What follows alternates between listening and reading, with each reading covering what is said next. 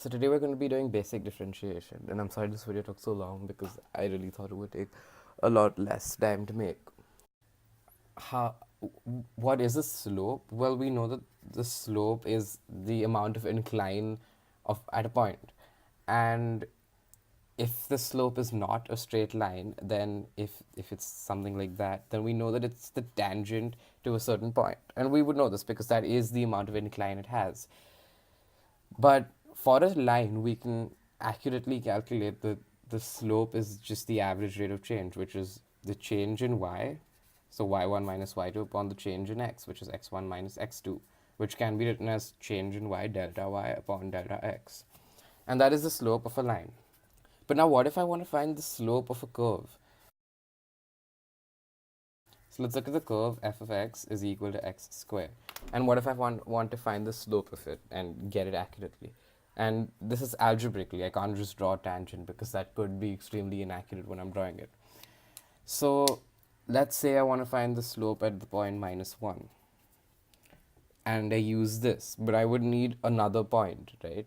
So let's say I take any other point of the function. Let's say I take x equal to 2.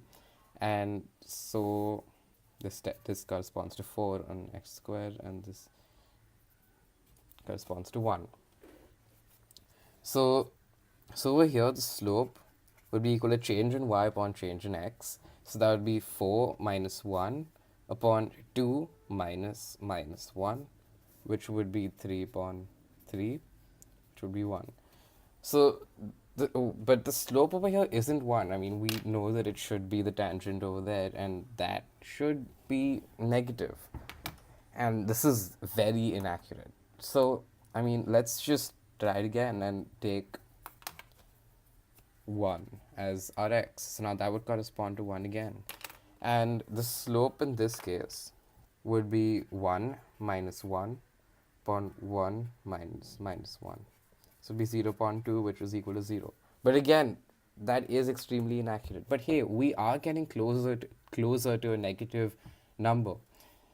And if you notice that this incline, as we keep getting closer, comes closer and comes closer as our x value here keeps getting closer to the limit we want to find, we see, I mean, so as our x value keeps getting closer and closer to the slope we want to find, the slope of it too keeps getting closer and closer. So what if we just took the point and found and used this formula to find the slope of it with itself? So let's try that out.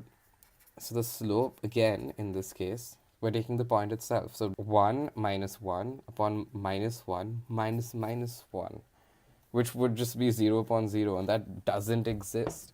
But we clearly can see that, well, this line is the slope, and it does exist. It's just that when we take the point itself, we get 0 upon 0, which is undefined. So if we could somehow approach that number on the x-axis, shouldn't that work? That is correct. We should approach it. The limit does exactly that. It approaches a value but never actually reaches it. So let's use that. And if we would want, so let this point, so these are all the x values, so let that be x, and let this value be x naught, which is basically a constant.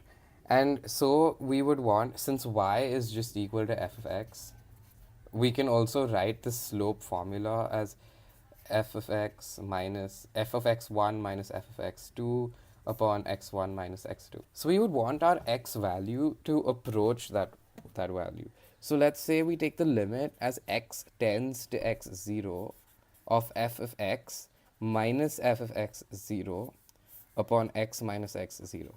Let's try that out for this particular x value. So if we took the limit as x tends to minus 1, since we're saying that x naught is minus 1, of f of x minus f of minus 1 upon x minus minus 1. So, well, that would equal to the limit as x tends to minus 1, which would be equal to substituting what f of x is, x square minus 1 upon x plus 1, as it tends to minus 1. And so that would be equal to x plus 1 x minus 1 upon x plus 1. And then now if we substitute, and right now if we substitute the value of of minus 1 into this, we would get minus 2. And that is what the slope seems to be like over here. It seems to be negative 2. So we have just found the slope of a curve without actually finding its slope. We're approaching that value. And that is exactly what a derivative of a point is. It is defined as the limit as x reaches. So the derivative at f of x is at x naught comma x f of x naught, which is basically any function, would basically be as x tends to x0, and then we use the definition of a slope. So the derivative, which is we're gonna call it f dash for now, is equal to the limit as x tends to x0 for the slope of the function from x0 to x, which is changing, but it's tending to x0. And that is the derivative of a function. And since this is actually pretty similar to just a very, so what it actually is, it's an infinitesimal change in y upon an infinitesimal change in x. So another way of writing what it is if f of x is equal to y, we write it as dy by dx.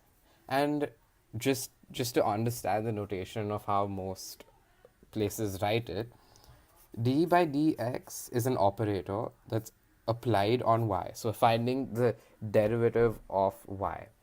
And so if we want to use it as for the function, then we write it as d by dx of f of x. And even this is actually d by dx of f of y, but we just write it as an easier way to write it is y upon x. And so now we know that how the slope of something is approximately going to be. We would want to be able to sketch the derivatives of functions. So if I am given a function, so if I'm given a function that's a cubic function, something like that, how would I be able to sketch its derivative? Well, we obviously don't expect a completely accurate sketch of a derivative and make sure that all the points are the same, but we would want an approximate sketch just to know what the derivative would look like. So we do know what a slope is, and we would just need to keep in mind that the slope of a straight line, when it looks like this, is a positive slope. A slope that looks like this is a negative slope, and a slope that's flat is 0. So we just need to know these three things, and we can practically draw the derivative of any point. And where the function is undefined, so is the derivative. So over here, we know that this slope is positive. And well, yeah, another thing that we could also look at is if a curve goes like this, its derivative is decreasing, and if a curve goes like this, so a convex curve is decreasing and a concave one is increasing. So this is a convex curve, so it's decreasing, and so we can say that it's decreasing like this. And well, over here, if you look at the tangent, I'm just going to draw it with a blue marker. And so over here, if you look at the tangent, it's clearly 0. So as we reach that value, we would want our function to be 0. So this should coincide with this. Now, again, this is a negative slope, as you can see that. So it would continue going down. And now it should reach 0 over here too, right? So we would have to take a turn somewhere around here. And again, this becomes positive from here onwards. And it is sort of concave, but it's mostly straight, so we let it increase. And well, this should be more curvy, but this is approximately what the derivative looks like. So we need to keep in mind a few things while drawing a derivative. One is see where the maximum and minimum points are. So this is one max, and this is a minimum. And wherever there are maximum minimums, it intersects with the x-axis, because over there the derivative is 0. And then this, if anything is in that shape, it's positive. If anything is in this shape, it's negative. And then you need to remember the concave and convex is decreasing and increasing. And then you can practically draw the the derivative of almost anything. So now that we know about the definition and how to sketch derivatives, we can start finding actual derivatives of the function. And sometimes the derivative, like we saw earlier, can be a function itself. And so we would want to know what the function is of the derivative, and that is what differentiation is. There are a few things that we can remember, and in the IB they will give this to you in your formula booklet, which is basically if the function is equal to f of x raised to n, then the derivative of it is n x raised to n minus 1. If a function is equal to k times some function of x, let's say g of x, then we can just say that the derivative of the function is equal to k times the derivative of the other function. Basically, if there is a constant, we can completely ignore the constant while taking it. And if we're adding two different things, like let's say if f of x is equal to g of x plus h of x, then the derivative of f dash of x, the derivative of x is just equal to the derivative of g of x and the derivative and the sum of the derivative of g of x and f of x and h of x, which basically means that you can, when you have addition signs, you can take, or negative signs, you can just take their derivatives separately. Another thing that you can keep in mind is that the derivative of sine x is cos x. Cos x is negative sine x. Tan x is sec square x. E of x is e of x itself, and that is pretty fascinating. And ln x is 1 upon x. And you should just approximately, you don't really need to remember these, it would be easier if you did, but it's always going to be given in your formula booklet, so you can just take a look at them. Now let's say we have the function f of x, which is equal to x cubed plus 5x squared plus ln x plus cos x, right? Plus e raised to x, just. So how would I, so let's say I had this function. So how would I find the derivative of this function? We're just going to use all of these rules. So the first one is x cubed. So we do make it x raised to n minus 1 times n. So if this is 3, it'd be 3 times x raised to n, 3 minus 1, which is x squared, plus, so again we keep the constant out and we just derivate what's inside. So the derivative of x squared would be 2 times x raised to 2 minus 1, which would be 1 into 5. And now ln x is just 1 upon x, and cos x is just minus sine x, and e raised to x is e raised to x. And that's how simple it is. Yes, there are more complicated methods of differentiation, such as if two things are multiplied by each other, like two functions of x are multiplied by each other, something like g of x times h of x. However, we will cover those in another video. But this is all you need to know for now, and that is the function of the derivative. And you can have a second derivative too, or a third, or an infinite amount of derivatives, which is basically you take the derivative of the derivative, and now you take a derivative of this. And the notation of it is, so we have dy by dx. We can either have 2 dashes or an n number of dashes, or we can just have dy by dx, and then you're taking the derivative of dy by dx, so the operator like I mentioned earlier, and then it'll become d square y upon dx square, and so on. If I take the derivative again, it would be d cube y upon dx cube, because you're multiplying it by this operator in a way. You're not actually multiplying it, you're using the operator, but that's just the notation that we've given it. Another thing that we'll be looking at are tangents and normals. So as you saw in the previous slide, the previous page, that in the end what the derivative really is a tangent to the curve.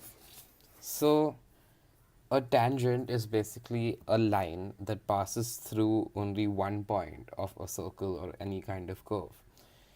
So let us say that we're going to use the same curve throughout. So y is equal to x squared. Now let's say I asked you that I want to know the equation of the line that's tangent to this curve at x equal to 2. So at the point 2, it would correspond to the point 4, so where x is equal to 2, y would be equal to 4.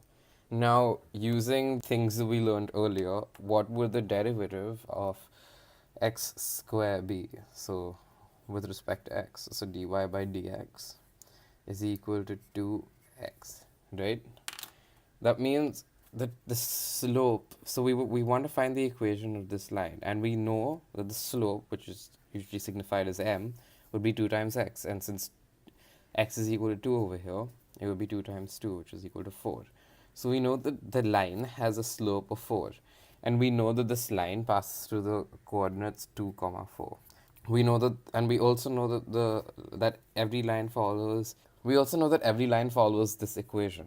And so while solving it, we know that it needs to pass, so we know that m would have to be equal to 2, so y is equal to 4x plus c, and then we can just substitute that point in because we know that the line has to go through that point. So 4 is equal to 4 times 2 plus c, so 4 minus 8 is equal to c, so minus 4 is equal to c. And then we get the equation y is equal to 4x minus 4. And that's it. So that's how you find the tangent line to a curve.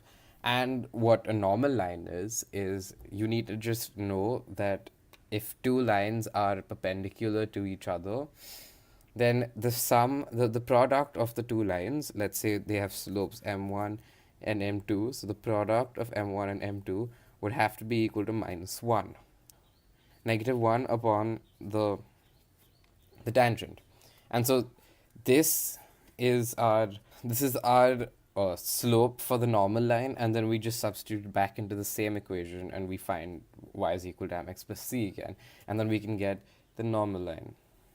And that's really not that hard, and we just need to keep three things in mind while doing this, and that is that f dash of x is equal to the slope of the tangent,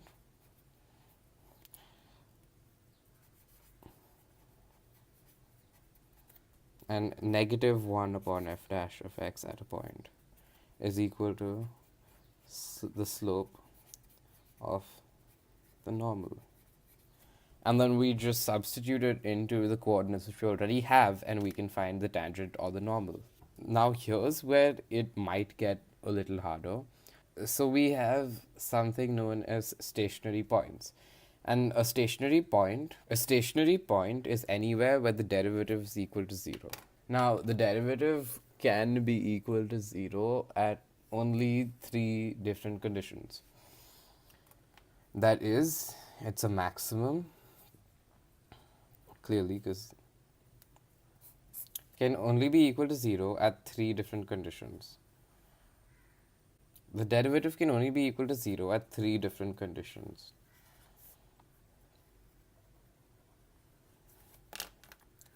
At the maximum, at a local minimum, or at an inflection point. Now, you must be wondering what an inflection point is. An inflection point is defined as the point where a curve changes its curvature, or where it becomes where the gradient itself goes from an increasing gradient to a decreasing gradient. An inflection point doesn't always have its derivative equal to 0.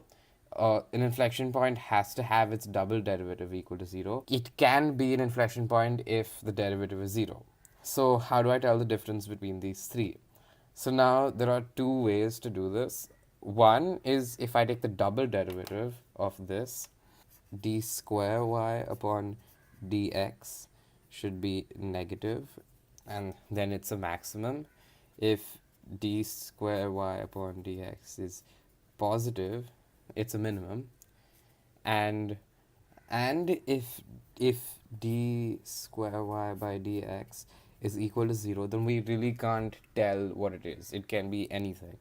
So now in this case, like I said, it can be an inflection point because inflection points always have their second derivative as a 0, but it could also be either one of them. So then we go back to the function itself, sorry, the first derivative of the function itself, and check the point. So let's say we have the point x0 that we're trying to find the derivative of. So we'll put x0 plus a really small number. We can make it 1, or preferably something that's small, and x0 minus that number. And take the derivative of this. Right. So now if the derivative goes from positive to negative, it's a maximum. If it goes from negative to positive, it's a minimum. And from positive to positive, or negative to negative, it's an inflection point. Now, this is only if dy by dx is equal to 0 at that point. Right. And if dy by dx is not equal to 0 and the second derivative is equal to 0, it's an inflection point. So let's look at this example. It's y is equal to x cubed plus 3x square minus 24x plus 12. And we need to find all the stationary points and classify them. So let's take the first derivative. It's equal to 3x squared, right? And minus n into n minus 1. 6x again, and then 2 into 3, and x raised to 1 minus 24, and that would be 0 because, well, we can write this as x raised to 0, and then it becomes 0 times x raised to minus 1, which becomes 0. So now we have this, and now we can factorize, and now we equate this to 0 because at stationary points dy by dx is always 0. So let that be equal to 0. Now I can make that x squared plus 2x minus 8, and now I can factorize this. So now we can factorize it to this, and therefore x is equal to 2, or x is equal to minus 4. Now we know that x equal to 2 is a stationary point, but we need to check whether they are maximas, minimas, or inflection points. So to check that, I'm going to take the second derivative of this. So d square y by dx squared is equal to, so now I'm just going to take the derivative of this. So that's equal to 6x. And now at 2, that's equal to 12 plus 6, which is equal to 18, which is positive. And at d square y by dx squared, and at minus 4, it's equal to 6 times minus 4 plus 6, which is negative. So since d square y by dx squared at minus 4 is negative, so x equal to minus 4 is a maximum, and x equal to 2 is a minimum. And there you have it. And you can just plug these in to y to see whether they are maxima, to see what their y value is, so you can give the actual coordinate. So just to recap, we learned what limits are, we learned what a derivative is, we learned how to take derivatives of different functions that are known,